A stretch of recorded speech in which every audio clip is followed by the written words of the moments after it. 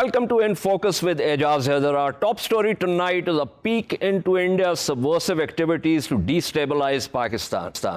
This is not new. India's covert activities in Balochistan and the former federally administered tribal areas are well documented. Pakistan has also shared evidence with other friendly countries.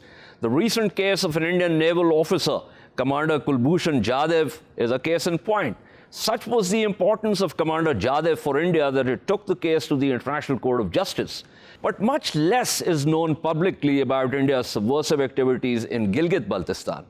Abdul Hamid Khan, head of banned Balavaristan National Front, has spilled the beans on that. Khan, who has returned to Pakistan after 23 years, has not only apologized to the people of Gilgit-Baltistan for his anti-state activities, but also revealed that India's external intelligence agency Research and Analysis Wing had used him as an asset and paid him 25,000 euros every month, that's a substantive amount, towards subverting the minds of GB youth and creating instability and unrest in Gilgit-Baltistan. Those who observe the Indian media know the kind of stories they put out talking about unrest in Gilgit-Baltistan. Tonight, we discuss some geopolitical and legal aspects of India's activities. We are joined by Mr. Shigri, a former Inspector General of Police and one of the most prominent public voices from Gilgit-Baltistan, and Mr. Jamil Nagari, a journalist from Gilgit-Baltistan who reported the case of Abdul Hamid Khan. Thank you to both my guests. Let me begin with Mr. Nagari. Mr. Nagari, I want to start with you because you're the one who reported this. A couple of questions. Did you manage to talk to him in terms of how he was co-opted as an asset, Hamid Khan? What sent him into exile? Recently, Abdul Hamid briefed a group of media in Gilgit. So we talk him with their details. Because Hamid escaped Pakistan, fled to Nepal in 1999. Till now, he was in exile. He was in self-exile. And he was blamed to operating anti-Pakistan activities from Belgium, from Nepal, from other countries. So, because Hamid fled to India, fled to Nepal in 1999, then he interacted with some r&aw agents in Nepal, and then he brought them to India, where he convinced to do some activities in Gilgit-Baltistan. You know that as a very sensitive, as a defense, a very important region in as a defense point of view, Gilgit-Baltistan. r&aw Indian authorities, intelligence agencies, always try to create destabilization, unrest, and in Gilgit-Baltistan. So when Hamid went with r&aw officials, they convinced him to carry out terrorism in Gilgit-Baltistan, create unrest, anarchy. So they offered him to pay dollars, money, to do these activities. Hamid started to do some anti-state, anti-Pakistan activities. And also Hamid was saying that he tried to convince to do terrorism activities in Gilgit-Baltistan. Thank you so much, Mr. Nagari, for speaking with us. Let me quickly go to Mr. Shigri here. Mr. Shigri, sir, give us a sense of, obviously, this case, the importance of Gilgit-Baltistan geographically, strategically, and the kind of Indian activities in that area, of which, as I said, the Indian media keeps reporting and they keep spinning all sorts of yarns. Give us a sense of that and our viewers, because you do a lot of work there also. Well, I think I've been going there very frequently and interact with people from all walks of life. And I'm doing some social work also in Gilgit and Baltistan. And I am in close touch with the people at all levels, highest and the poorest. Let me say very clearly, I did not notice, or it came to my notice, any activity which was anti-Pakistan or activity pro-India. Although occasionally I go through the media stories from India, they tell all kinds of stories. I remember there was a protest, and the protest was on some local issue. They gave the picture of that protest and wrote that and then reported that that was a protest against Pakistan or some other issues. So that's not so. Let's be very, very clear and start with that. Well, having said that, there are some people who differ with certain basic arrangements in that area, and they are the political figures, and they have their own ideas, but none of them will ever speak against Pakistan. And so far we are concerned, it is a unique movement in that area that we want to be integrated with Pakistan. In 1947 and 48, our forefathers fought for the liberation of the area, and then we joined Pakistan. We not only joined Pakistan in words, we joined Pakistan with all our spirit and heart.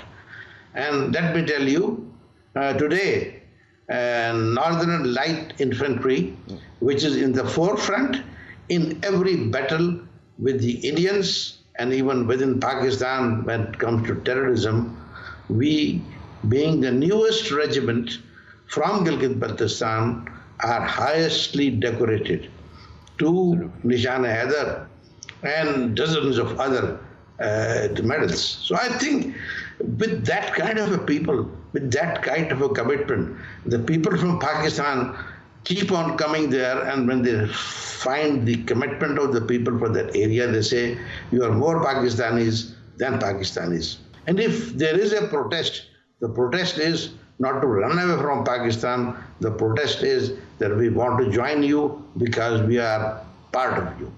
So I think under these circumstances, the people like Hamid Khan and the other people who come and paid agent from Indian r&aw can hardly do anything in that area. Right. I'm very happy, Shigri Saab, that you talked about this, because earlier this year in January, I was at a conference. This is the pre-COVID time when you could have physical conferences. And there were Indians also as part of those that particular conference. And this issue of Gilgit-Baltistan, because we had raised the issue of their illegal decision to annex occupied Kashmir. So this issue of Gilgit-Baltistan came up. And I told them, I said, look, because someone pointed out that there's these protests. And I said, look, the funniest thing and the most interesting thing about these protests is not that people want to go away from Pakistan. They're protesting because they want to integrate in Pakistan, and they're demanding, and I said, you know, the government and the judiciary and others, because of the, disputed status, because we have a certain kind of, viewpoint on this, legal standpoint, that we have not been able to do this. I'm very happy that you mentioned this point, because this is, I think, one of the most important points. But give me a sense, before I let you go, give me a sense of the strategic significance of the area for which the Indians obviously want to create instability there. Well, I think this is an extremely important region from the strategic point of view. Its location, its common border with Afghanistan, and then through the Wuhan corridor, we can be connected with the Central Asia. We have a common, very long border with China, and now we have the CPAC. We are the starting point for CPAC. I personally feel because of this importance of the CPAC, and particularly the success of the CPAC, that cannot be digested by the Indians, and therefore they have become a little more active. That's why the local legislative elected assembly twice. Twice they sent a resolution which was supported from across the unanimous resolution that this area should be integrated with Pakistan. Well, I requested them, and then they modified it that in view of the Kashmir issue, we are prepared to accept a provisional status as a part of Pakistan. But Pakistan is the beginning. Pakistan is everything for that area. I really am surprised that how can the media and the Indian government even speak of anything else about that area. We are part of Pakistan. We are Pakistanis. We'll remain Pakistanis, and nobody can take away this right from us. We are not even bothered about any plebiscite. We have given our consent that we are part of Pakistan. With this kind of a mindset, I think the Indians are only wasting their breath and wasting their resources to back some of their stooges in that area who have no significance, who have absolutely no status in their area. Absolutely. Thank you so much. It was Mr. Afzal Shigri, a former Inspector General of Police, and as I said, one of the most prominent public voices in Gilgit-Baltistan. But continuing with our discussion of India's covert operations inside Pakistan to exploit certain fault lines, we are now joined by Mohammad Oves Anwar, who's a director at the Research Society of International Law. We shall shortly also be joined by Ambassador Tasnim Aslam, who's a former Special Secretary at the Ministry of Foreign Affairs. Let me pull in Mr. Anwar here. Mr. Anwar, certain activities are well documented, especially in Balochistan, also in what were known as the federally administered tribal areas. Well, you're talking about this Gilgit-Baltistan thing. It's a lesser known thing, but India has been trying its hand there also. I also mentioned the case of Kulbhushan Jadhav, and I mentioned in my opening before you joined us that such as the importance of Commander Jadhav for India, that India actually went all the way to the International Court of Justice. So give us a legal sense of Pakistan's position in terms of the evidence provided to friendly countries with reference to these Indian activities. Well, certainly, when it comes to the evidence provided, what we've seen has really been India quite successfully shifting the focus away from, its sponsoring of terrorism within Pakistan, its use of covert assets such as Commander Kulbhushan Jadhav, and his operations within Pakistan, whether it's sponsoring terrorism, funding terrorism, being responsible for the death of numerous Pakistanis due to terrorism in Balochistan, in Karachi, elsewhere in the country. We also have a spate of evidence that implicates him in these issues. We have his passport, his confessions, etc. But India has, for the time being, at least shifted the focus to Pakistan's denial of consular access. Again, this is dilatory tactics because in the end, what is very embarrassing for them is the involvement of an Indian national, a member of their navy, in Balochistan and in conducting these activities in Pakistan. Now, the ICJ trial itself, the ICJ case that went, really didn't look at the issues of espionage or the issues of covert support to terrorist organizations within Pakistan and terrorist acts here. What it focused on was Pakistan's denial of consular access. And for the past 2-3 years, the entire focus has been on, Pakistan has denied an international right. But if you look at the spectrum of wrongful acts internationally, denial of consular access is really a small infraction when it comes to, sponsoring terrorism.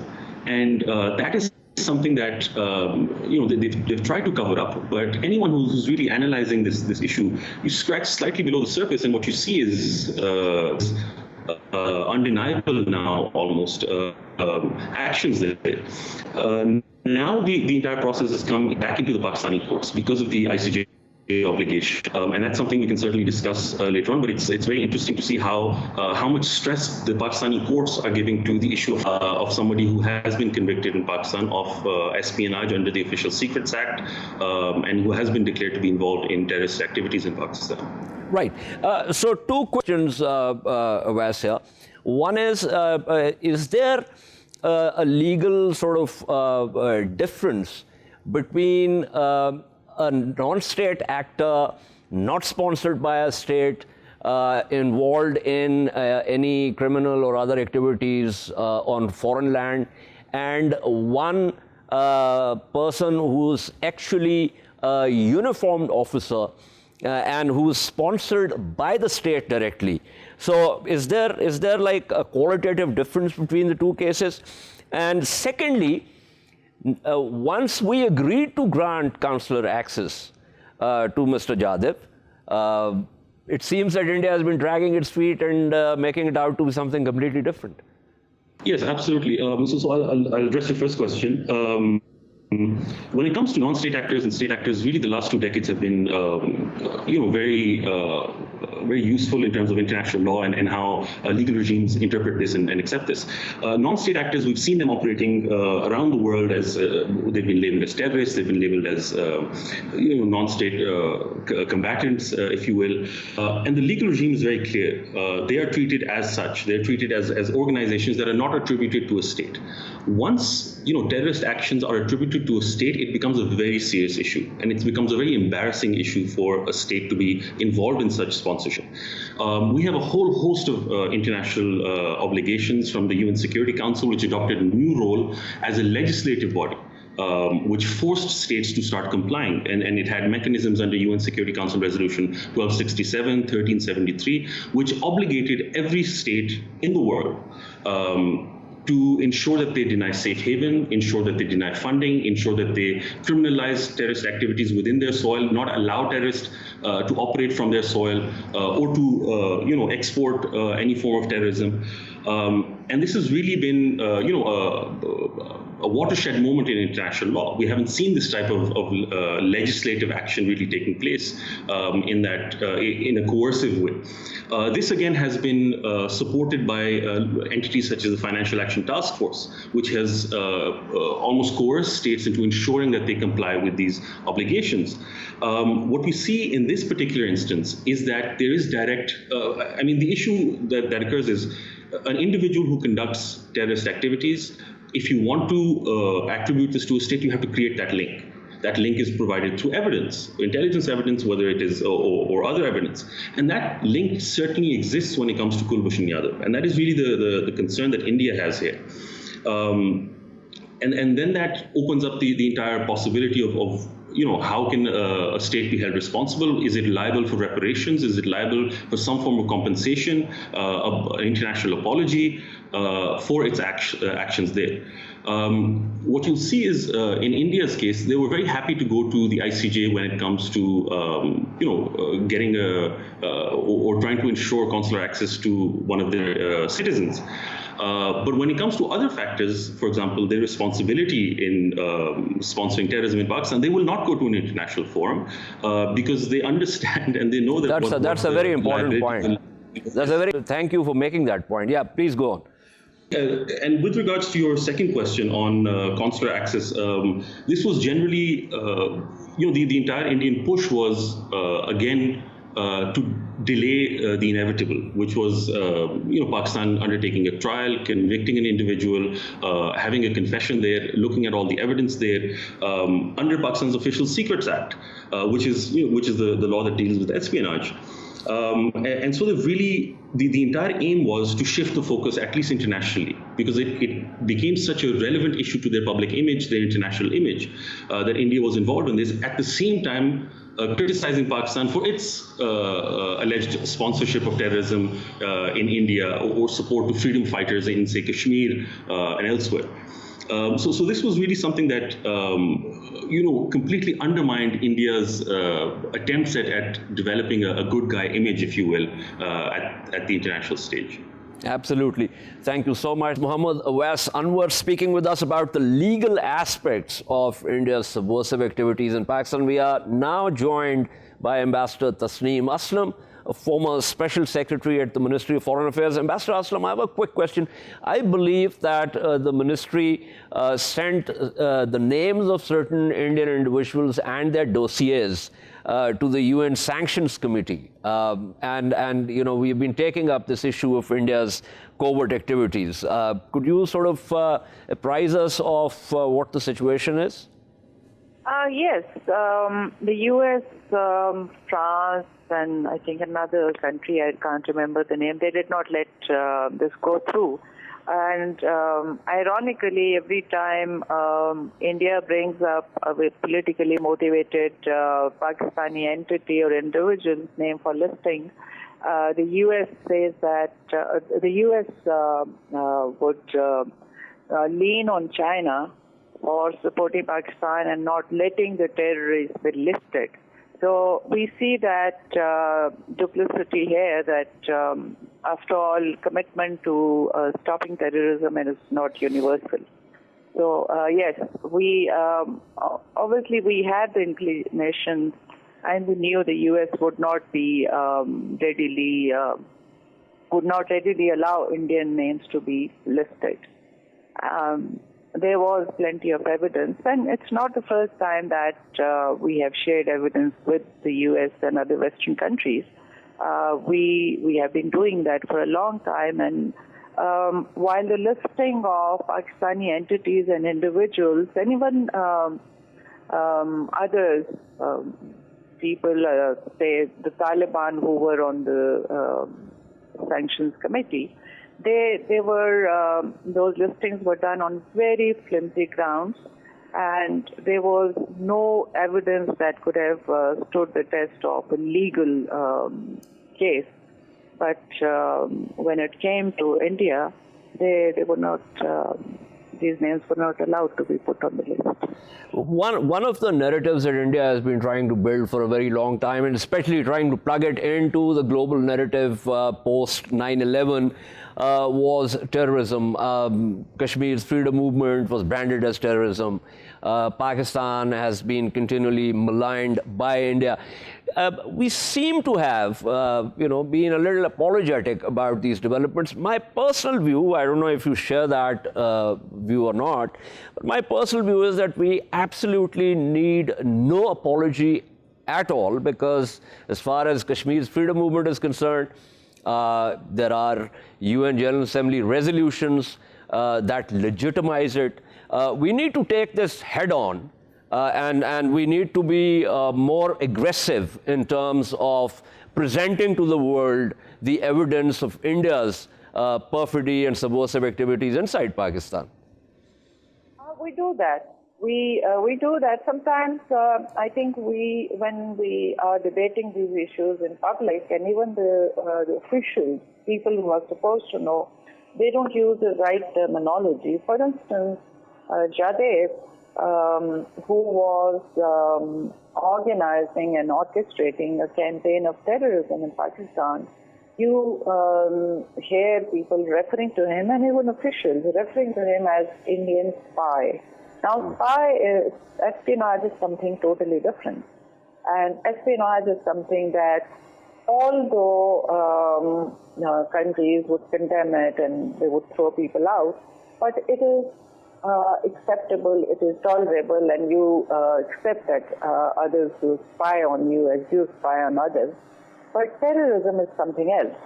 So we sometimes don't use those terminologies very clearly ourselves, which have legal implications. If he's a terrorist, we should call him a terrorist. And he is. Absolutely. Thank you so much. That was Ambassador Tasnim Aslam speaking with us. We shall take a short break and return to discuss a request by the United States to the International Court of Justice to dismiss Iran's case against U.S. sanctions. Stay with us.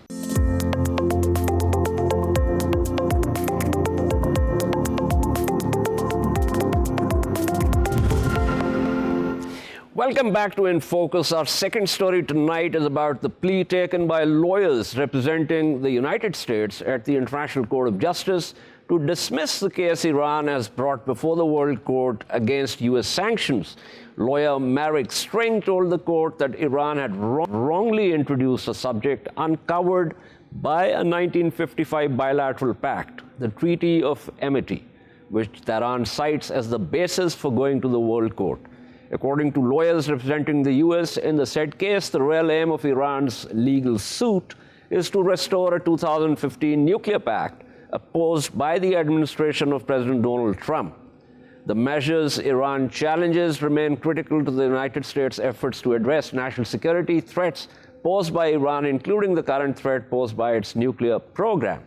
Let's get right to our discussion on this. We are joined by Professor Lyal as Sunga, an international law expert based in Rome, and Mostapha Khoshchesm, a journalist, writer, and international relations expert based in Tehran. Incidentally, Iran is going to argue the case on Wednesday, which is tomorrow.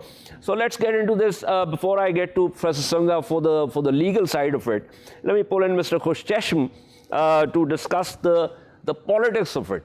Mr. Khoshchesm, is this one of those pinpricks that Tehran wants to inflict as in terms of creating a precedent, or is there something substantive that Tehran wants to get out of this case?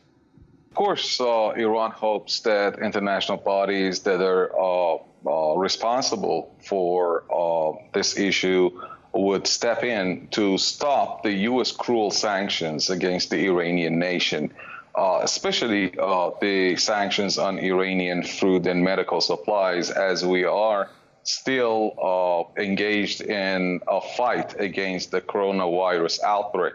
Let's remember that any kind of action taken to the ICC when there is a dispute and a file is complained, the ICC is duty-bound to put that action under dispute to a pause until a final verdict. But in this case, they only did half of it. I mean, they ordered the United States to stop not all sanctions, but only the sanctions on humanitarian items and goods that include food supplies and medical supplies. That's not, of course, satisfactory, especially considering that the U.S. has been defying the ICC call, even though it's not been a complete verdict and a ruling that was favored by Iran. Still, the U.S. is defying the ICC rule, and it should be taken, of course, to account for its violation of their ruling, since they have not allowed any kind of food supply or medical supplies to Iran, even though they are raising claims that they are working on the Suez Channel to send, to allow Iran to use its own money to supply medical supplies and food. Still, we are witnessing that Iran's money has been frozen abroad in a number of countries, including the friendly countries, only because of the U.S. pressures, and they are not high to let Iran know that they are adamant to Iranian calls to release the funds. So more action seems to be necessary by Tehran in order to pressure the United States through international bodies to allow it to, save lives in Iran through doing imports of food and medical supplies.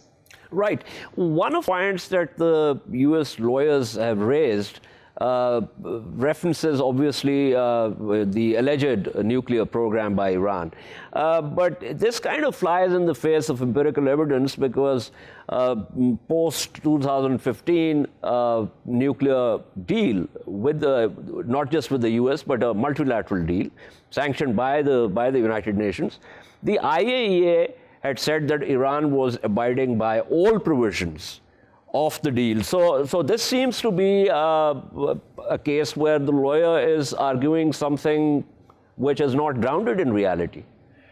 Well, the United States practice is not the practice of a responsible foreign policy. They believe in the rule of the jungle, in the law of the jungle. Otherwise, the whole world is saying that Iran is still in compliance with the JCPOA or the nuclear deal. But the U.S., although it has withdrawn from the deal, claims that it's still liable to enjoy the merits of the deal and to snap back the sanctions. The UN sanctions have been imposed on trade of weapons and missiles trade with Iran, as well as nuclear cooperation and supply of nuclear items to Iran. They are not dealing with, banking sector or oil sector or precious metals or dollar exchange, whatever. These are all subjects to the U.S. unilateral sanctions, and the U.S. has been increasing the pressure, although many U.S. experts, as well as former Democrat and Republican officials, have all stressed that May this year it was proved that the U.S. maximum pressure policy has failed. But Donald Trump is adamant to these calls. Even John Bolton has indicated that they have failed to produce their desirable result that was pushing Tehran to talks. Of course, 12 prerequisite that mean that Iran should surrender before any kind of talks, actually. But altogether, they believe that the U.S. has failed, but they are adamant to removing this cruel sanctions. And this means the loss of more and more lives of innocent Iranian citizens because of these pressures that the U.S. continues to lay on the Iranian society through, its defiance of the ICC court ruling, initial court ruling, of course. Right.